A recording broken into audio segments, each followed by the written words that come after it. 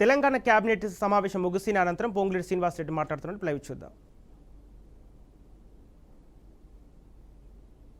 చూసాం ఈనాడు ఈ ప్రభుత్వం ఆ గౌరవెల్లి ప్రాజెక్టుకు సంబంధించిన రివైజ్డ్ ఎస్టిమేట్ సోదరుడు పొన్నం ప్రభాకర్ గారు పట్టుపట్టి గౌరవ ముఖ్యమంత్రి గారిని కేబినెట్ని ఒప్పించి 2 లక్షల ఎకరాలకి సాగులో తీసుకొచ్చి ఈ ప్రాజెక్టుకి సంబంధించిన రివైజ్డ్ ఎస్టిమేట్ ని ఈ కేబినెట్ లో ఆమోదించడం జరిగింది.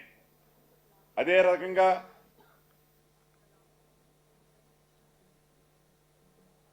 ఇటీవల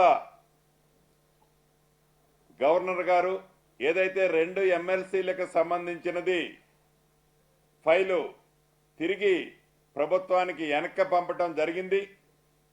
మళ్ళీ ఈ కేబినెట్ లో పెద్దలు కోదండరామ్ గారిని అదే రకంగా అమీర్ అలీ ఖాని గారిని ఇద్దరు పేర్లని రికమెండ్ చేస్తూ ఎమ్మెల్సీలుగా మళ్ళీ గవర్నర్ గారికి ఫైలు రికమెండ్ చేసి పంపటం జరిగింది ఈ కేబినెట్ లో.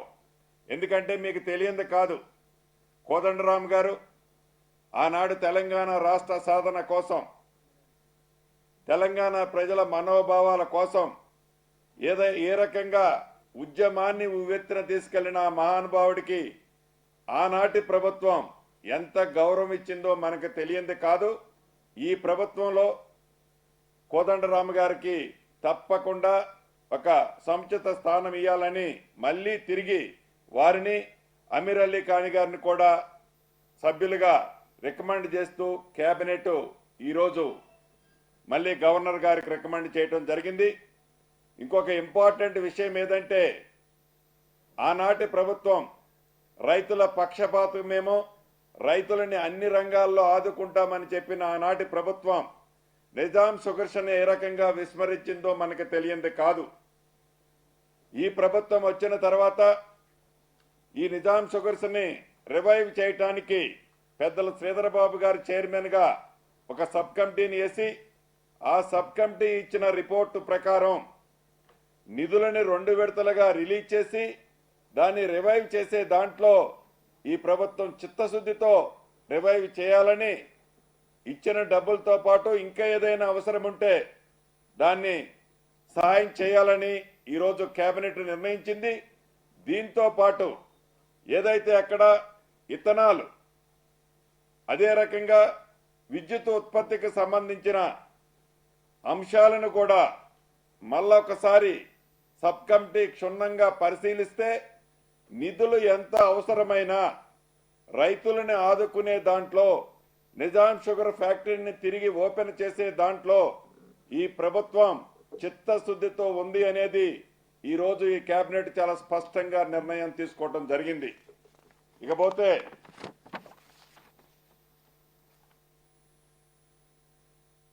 ఏదైతే మూసీని ప్రక్షాళన చేసి ఈ హైదరాబాద్ వాస్తవ్యులకి ఈ ప్రభుత్వం యొక్క ప్రాధాన్యత, ఈ ప్రభుత్వం యొక్క చిత్తశుద్ధి ఎలా ఉందో మన బడ్జెట్లో మీరు స్పష్టంగా చూశారు.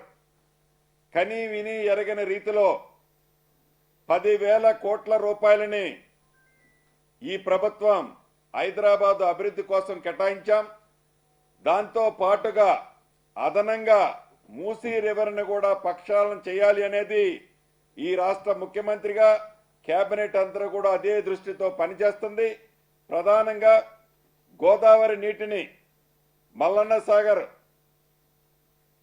షామీర్పేట చెరువు నుంచి అక్కడ నుండి హైదరాబాద్ లో ఉన్న జంట నగరాల జలాశ్రయానికి ఉస్మాన్ సాగర్, హిమాయత్ సాగర్ కు తరలించేందుకు మంత్రివర్గం ఆమోదం తెలిపింది ఈనాడు. అంటే మల్లన్న సాగర్ నుంచి గోదావరి నీటిని షామీర్పేట చెరువు నింపి అక్కడ నుంచి ఉస్మాన్ సాగర్, హిమాయత్ సాగర్ కి తరలించి ఆ నీటిలో 15 టీఎంసీల నీటిని తరలించే దాంట్లో 5 టీఎంసీలు హైదరాబాద్ తాగునీటికి, 10 టీఎంసీలు నీరు హైదరాబాద్ పరిసర ప్రాంతాల్లో ఉన్న అన్ని చెరువులు, అదే రకంగా మూసీలో రెగ్యులర్ గా ఫ్రెష్ వాటర్ ఉండటం కోసం ఆ నీటిని వాడే విధంగా ఈ రోజు కేబినెట్ నిర్ణయం తీసుకోవటం జరిగింది. అంటే ఇంత క్షుణ్ణంగా ఈ రాష్ట్ర ప్రభుత్వం యొక్క ఆలోచన